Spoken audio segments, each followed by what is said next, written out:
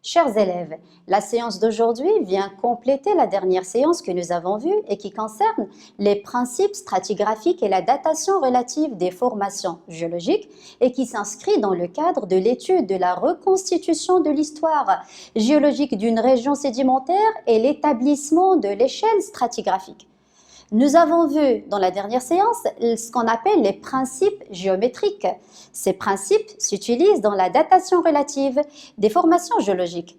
Le premier principe était le principe de superposition qui s'applique sur des séquences de couches horizontales, selon lequel la couche qui se trouve en haut est la couche la plus récente.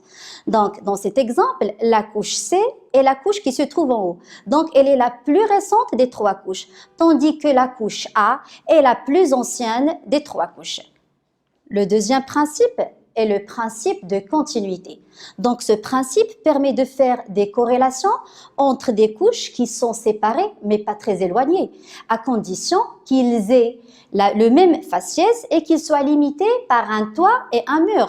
Par exemple, ici, nous avons B' et B, ils ont le même faciès, toutes les deux sont limitées par un toit et un mur, donc on peut dire que B' constitue la continuité de B, ça veut dire qu'ils ont le même âge.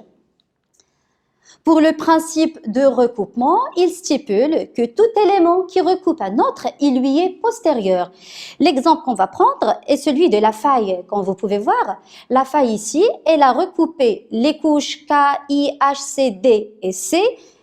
Donc, elle est postérieure à la formation de ces couches, mais elle est antérieure, ça veut dire plus ancienne, que la formation de la couche B et A, puisqu'ils n'ont pas été touchés par la faille. Et enfin, le principe d'inclusion qui stipule que tout élément contenu dans une couche est plus ancien que la couche. Donc voilà ce qui concerne les principes géométriques. Aujourd'hui, on va voir un autre principe, mais cette fois-ci qui se base sur des données paléontologiques. Autrement dit, il se base sur l'identification des fossiles renfermés dans les couches sédimentaires. Les objectifs que nous avons fixés lors de cette séance étant de connaître les principaux types de fossiles contenus dans les couches sédimentaires, de connaître aussi les caractéristiques de chaque type de fossile, de mettre en évidence le rôle des fossiles dans la datation relative des couches sédimentaires et aussi reconnaître l'énoncé de ce qu'on appelle principe d'identité paléontologique et de l'appliquer aussi. Le mot-clé de cette séance tourne autour du terme fossile. Je vous rappelle que les fossiles, ce sont des restes ou des empreintes d'êtres vivants conservés dans des roches sédimentaires. Alors, nous allons commencer par la classification des fossiles. Cette classification se base sur l'utilité ou bien sur l'utilisation des fossiles dans les études géologiques. Les différents types, on va les extraire à partir de l'exploitation de ce document. Fenestella, qui est illustré sur cette figure, est un animal fossile constructeur des récifs coralliens. Il a vécu pendant l'ère primaire en milieu marin peu profond, moins de 100 mètres, caractérisé par des eaux pures et tièdes d'une température qui varie entre 25 degrés Celsius à 29 degrés Celsius. Et là, je vais m'arrêter pour faire la mise au point sur des données. Par exemple, là, on parle du milieu qui est marin, la profondeur, peu profond, les eaux, ils sont pures, la température. Donc là, nous avons des données écologiques. Donc ça donne les conditions, les mêmes conditions qui ont accompagné la formation de la couche qui contient ce fossile-là, qui est Fenestella. Le deuxième exemple, ce sont les trilobites qui sont illustrés sur la deuxième photo. Donc les trilobites sont des animaux marins fossiles ayant une grande extension géographique. Ça veut dire qu'on va les trouver dans plusieurs régions, même très éloignées. Ils ont vécu uniquement pendant l'ère primaire, entre moins 540 millions d'années et moins 250 millions d'années. Donc quand j'utilise le terme uniquement, ça veut dire c'est une période qui est restreinte. Mais quand je vois la différence entre moins 540 millions d'années et moins 250 millions d'années, c'est quand même une période relativement importante. Donc je m'explique, malgré que la période, on fait allusion à une période qui est restreinte, les trilobites, ils ont évolué durant cette période. Autrement dit, on va les retrouver sous différents aspects tout au long de cette période. D'ailleurs, c'est pour cela qu'on les utilise dans la datation et la division de cette ère géologique. Les ammonites, comme on va sur la troisième photo, donc ce sont des céphalopodes marins fossiles. On les utilise pour la datation et la division de l'ère secondaire entre moins de 150 millions d'années et moins 65 millions d'années, car ils ont existé uniquement pendant cette ère. Donc, si on analyse bien ces données, on va savoir qu'il s'agit là de deux types de fossiles. Donc, le premier type, tel que Fenestella, qui donne des indices sur les conditions qui ont accompagné la sédimentation des couches sédimentaires, et c'est ce qu'on appelle les fossiles de faciès. Et les deuxièmes types, tels que les ammonites et les trilobites, donc ces fossiles-là, ils sont utilisés dans la datation et la division des ères géologiques. Donc c'est pour cela qu'on les appelle des fossiles stratigraphiques. Les deux types de fossiles qui font l'intérêt de la géologie ou bien qui sont utilisés en géologie, donc sont les fossiles de faciès, et l'exemple type est Fenestella, car il permet de donner des renseignements sur le milieu et les conditions de sédimentation des roches qui les contiennent. Ils sont caractérisés par une répartition géographique restreinte, ça veut dire on les trouve dans des endroits précis vu leur exigence écologique, et ils ont aussi une évolution qui est lente. Le deuxième type, c'est ce qu'on appelle les fossiles stratigraphiques, comme les trilobites et les ammonites. Ils permettent de dater les couches sédimentaires dans lesquelles ils se trouvent d'un côté, et d'un autre côté, ils permettent de faire des corrélations entre des formations sédimentaires géographiquement éloignées. C'est ce qui fait l'objet du principe d'identité paléontologique. Alors, dans cette deuxième partie, nous allons nous intéresser au principe d'identité paléontologique. Ce principe stipule que deux couches ayant les mêmes fossiles stratigraphiques sont considérées comme ayant le même âge. Vous allez me demander comment on va reconnaître des fossiles stratigraphiques. Donc, pour être qualifié de fossile stratigraphique, il faut répondre à deux critères. Le premier est d'avoir une grande extension géographique, ce qui permet de corréler des couches sédimentaires, même très éloignées. Là, on parle aussi d'une extension qui est horizontale. Le deuxième critère, c'est d'avoir existé pendant une courte durée à l'échelle des temps géologiques. Et là, on parle d'une extension qui est verticale. Pour mieux comprendre ce nouveau concept qui est le principe d'identité paléontologique, on va essayer de l'appliquer dans cet exercice. Lisons ensemble les données. Le tableau suivant représente la répartition stratigraphique et géographique de quelques fossiles des gisements d'Ouladabdoun. Les régions R1, R2, R3 et R4 sont très éloignées et présentent des conditions de sédimentation différentes. Alors, comme vous pouvez voir sur ce tableau, il est subdivisé en trois grandes parties. La première partie est réservée pour les fossiles. Comme vous pouvez voir, nous avons les fossiles de F1 à F5. La deuxième partie, elle est réservée à ce qu'on appelle la répartition géochronologique, tandis que la troisième partie est réservée à la répartition géographique. Ça veut dire là où on trouve ces fossiles. Pour la première question, on nous demande de comparer les répartitions géochronologiques et géographiques de F1 et F3. Donc, nous allons utiliser la première ligne qui contient F1 et la troisième ligne qui contient F3. Dans la deuxième question, on nous demande de déterminer l'âge relatif des trois couches C1, C2 et C3, sachant que C1 se trouve dans la région R1 et contient le fossile F1. C2 se localise dans la région R2 et contient le fossile F4. Et aussi C3 se situe dans la région R3 et contient le fossile F4. Dans la troisième question, on nous demande si on peut qualifier F3 de fossile de faciès avec justification de réponse. On va commencer par répondre à la première question, là où on nous demande de comparer la répartition géochronologique et géographique de F1 et de F3.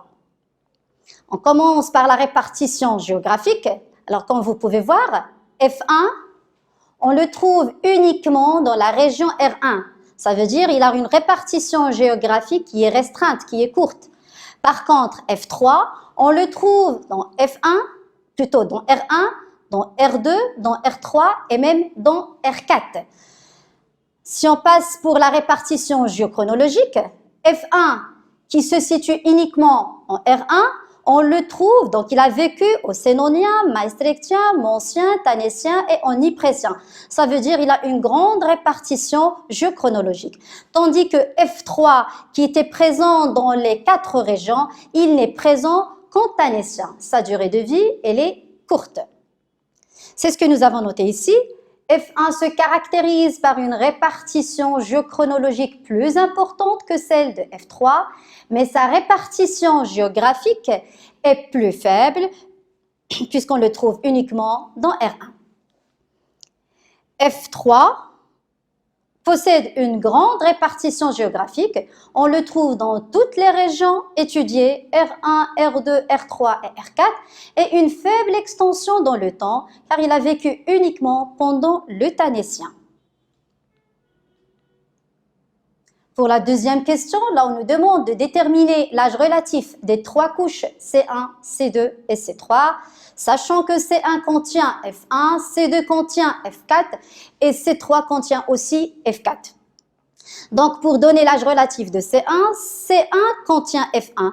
F1, il est présent au Sénonien, Maastrichtien, Mancien, Tannétien, Yprésien. Donc là, on ne peut pas déterminer avec précision l'âge de la couche C1, car ça peut être le Sénonien, ça peut être le Maastrichtien, ça peut être le Mancien, ça peut être le Tannétien ou ça peut être l'Yprésien, car le fossile F1, on le trouve dans toute cette répartition. Alors pour C2, puisqu'il contient F4, F4, il n'a vécu que pendant le Maastrichtien, donc on peut dire que C2 s'est déposé ou bien s'est formé lors du Maastrichtien. Et la même chose pour C3, C3 contient F4, F4 il a vécu pendant le Maastrichtien, donc on peut dire que C3 s'est formé pendant le Maastrichtien. Et là, on a le droit de dire, grâce au principe d'identité paléontologique, que C2 et C3 ont le même âge, qui est le Maastrichtien, car ces 2 couches contiennent le même fossile F4, qui est un bon fossile stratigraphique et qui a vécu uniquement pendant cette époque. Pour la troisième question, là on nous demande si F3 peut être qualifié d'un fossile de faciès. Comme vous pouvez voir, F3, il a vécu dans les 4 régions. Donc la région R1, R2, R3 et R4.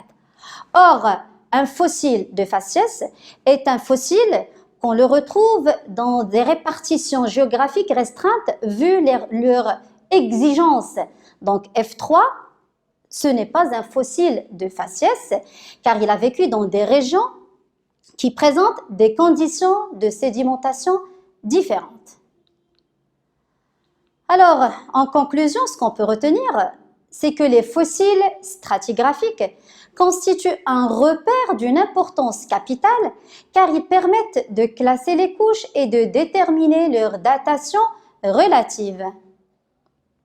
Les bons fossiles stratigraphiques sont ceux qui sont apparus, ont évolué et se sont éteints rapidement. Ils présentent donc des périodes géologiques courtes. Les bons fossiles stratigraphiques ont une étendue géographique assez large, ça veut dire on les retrouve dans plusieurs régions, même très éloignées, ce qui permet d'effectuer des corrélations stratigraphiques entre des régions éloignées géographiquement. Et enfin, le principe d'identité paléontologique est un principe qui se base sur les bons fossiles stratigraphiques et qui stipule que deux couches ou deux séries de couches de même contenu paléontologique ont le même âge.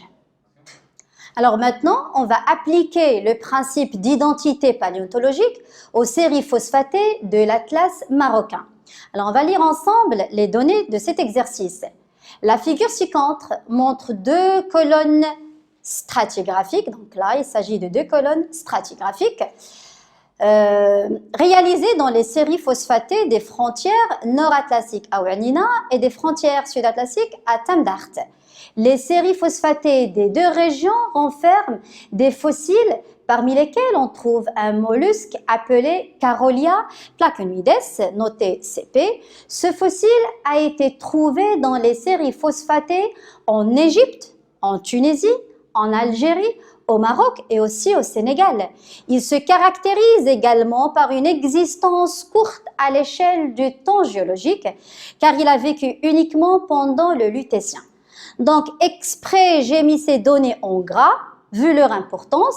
Donc, ils ne sont pas mis là au hasard. Il faut les lire attentivement. Donc là, on dit qu'on le trouve dans les régions phosphatées Égypte, Tunisie, Algérie, Maroc et Sénégal. Donc, c'est une répartition géographique qui est assez grande. Aussi là, on parle d'une existence qui est courte. Donc, il a vécu pendant une courte durée. Donc, ces informations, ils vont nous être utiles. Donc, la première question nous demande, en utilisant le principe de superposition, dater la couche A, donc c'est celle-là, dans la série phosphatée de Ouanina, et la couche B, donc c'est cette couche-là, dans la série phosphatée de Tamdart. Dans la deuxième question, on nous demande de déterminer le type de fossile auquel appartient Carolia placonoides, avec justification de réponse. Et aussi, dans la troisième question, en utilisant le fossile, comparer l'âge relatif des deux couches A et B. Et il faut déterminer le principe stratigraphique appliqué dans cette comparaison. Pour la quatrième question, il faut montrer l'importance de l'utilisation du principe d'identité paléontologique et bien sûr pour montrer qu'il vient là pour combler l'insuffisance des deux principes de superposition et de continuité. Donc on va répondre à la première question. Là on nous demande de donner l'âge relatif de la strate A dans la colonne stratigraphique de Ouanina et la strate B dans sa colonne stratigraphique de Tamdart. Comme vous pouvez voir, la strate A, elle est comprise entre deux strates. La strate du haut, c'est une strate de calcaire et la strate du bas, c'est la strate du grès.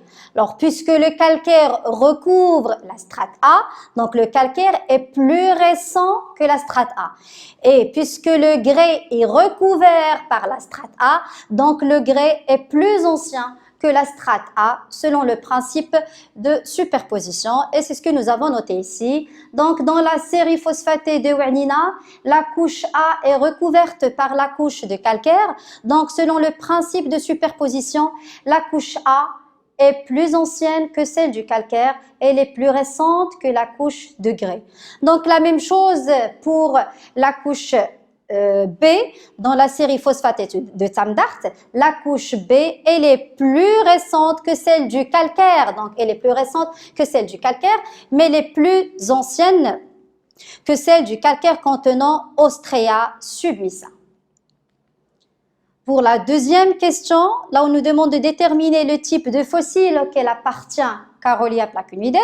Alors là, nous allons nous servir des données de tout à l'heure. Donc, Carolia placonoides est un fossile retrouvé au Maroc, en Algérie, en Tunisie, en Égypte et au Sénégal. Donc, il a une grande répartition géographique. Il a vécu uniquement pendant le Lutétien, donc sa répartition dans le temps, elle est courte.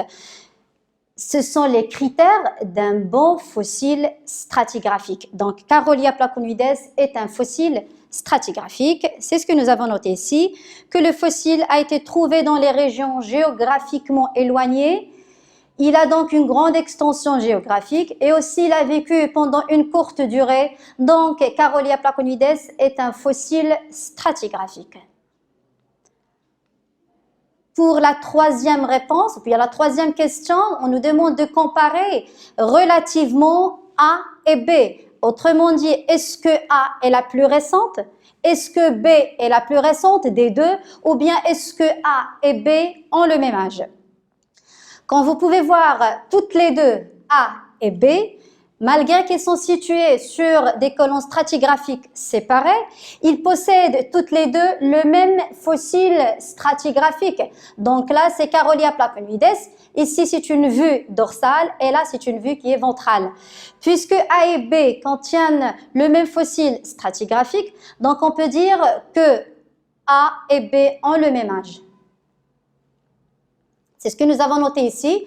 Malgré le fait que les deux couches A et B sont situées dans deux colonnes éloignées, ils ont le même âge relatif, qui est le lutétien, car elles contiennent le même fossile stratigraphique qui est Carolia placonoides. Le principe stratigraphique appliqué est le principe d'identité paléontologique, selon lequel ces deux couches, ou bien deux couches ayant le même fossile stratigraphique, sont de même âge.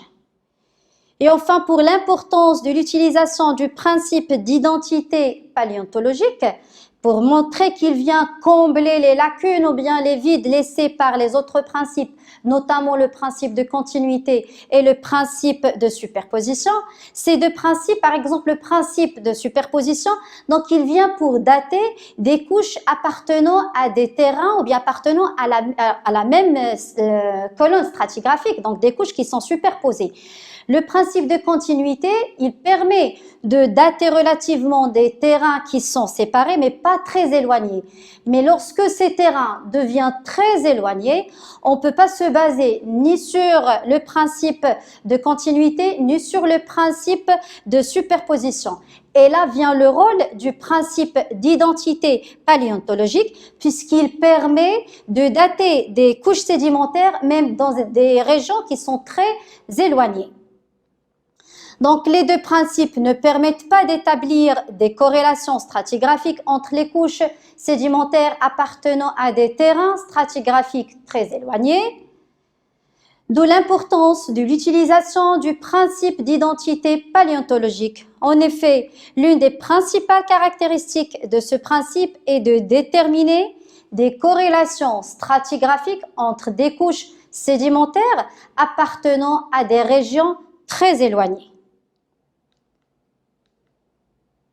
Et enfin, pour terminer, pour faire une synthèse des deux séances que nous avons vues et qui concernent les principes stratigraphiques, j'ai choisi pour vous un document qui illustre et qui regroupe tous les principes étudiés. Et là, quand vous pouvez voir, il s'agit du principe d'identité paléontologique, principe de superposition, principe de continuité, principe d'inclusion et enfin le principe de recoupement avec des exemples d'application.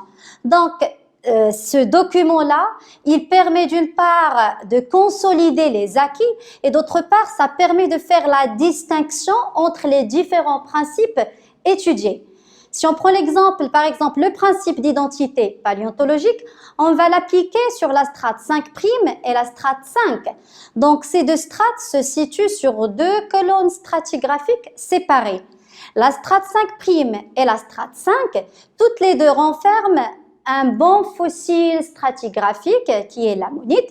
Donc, on a le droit de dire, d'après le principe d'identité paléontologique, que 5 et 5' ont le même âge. Le deuxième principe, qui est le principe de superposition, on va l'appliquer sur la strate 5 et la strate 4. La strate 5 recouvre la strate 4, donc la strate 5 est plus récente que la strate numéro 4. Pour le principe de continuité, cette fois-ci, on va l'appliquer sur deux strates appartenant aussi à deux terrains séparés, mais pas très éloignés.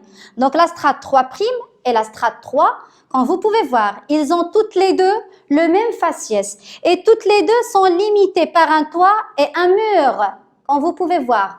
Donc, on a le droit de dire que 3' et 3 ont le même âge. Le principe d'inclusion, quant à lui, on va l'appliquer sur la strate numéro 2 et les éléments contenus dans cette strate et qui appartiennent à la strate numéro 1. Donc, d'après ce principe, les éléments qui sont inclus dans cette strate, ils sont plus anciens que la strate numéro 2. Et enfin, le principe de recoupement, il est illustré ici par la présence du granit qui arrive à recouper la strate numéro 1, mais qui ne recoupe pas la deuxième strate. Donc le granit, il est postérieur, il est plus récent que la formation de la strate numéro 1, mais il est antérieur ou bien ancien à la formation de la strate numéro 2. Donc voilà, avec cette synthèse, on termine la séance d'aujourd'hui. Je vous remercie pour votre attention.